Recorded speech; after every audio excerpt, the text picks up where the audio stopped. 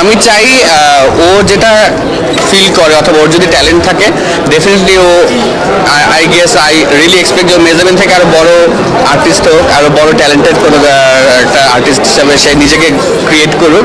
সেটাই চাইবো আমি ডেফিনেটলি চাইবো আরও বড় কাজ করুক, আরও ভালো কাজ করুক, আরও অনেক ট্যালেন্টেড ও যে ট্যালেন্টেড সেটা মানুষের কাছে প্রকাশ পাক definitely.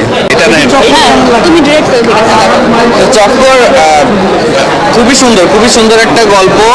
I think the writing was very good. আমার কাছে ভালো লেগেছে।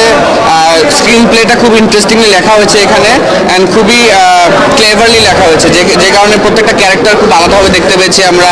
এটার মধ্যে যে থ্রিলিং পার্টটা আছে, সাসপেন্স, ড্রামা, অ্যান্ড অলসো একটা ফ্যামিলির মধ্যে রিলেশনশিপস হোক, ফ্রেন্ডশিপ হোক, অনেক কিছু এখানে তুলে এসছে। উইথ অলসো হিউমারটা খুব স্ট্রংলি ছিল। তো সব কিছু মিলে it is a very interesting film. I think সবার আশা হচ্ছে ডেফিনেটলি দেখা উচিত এটা।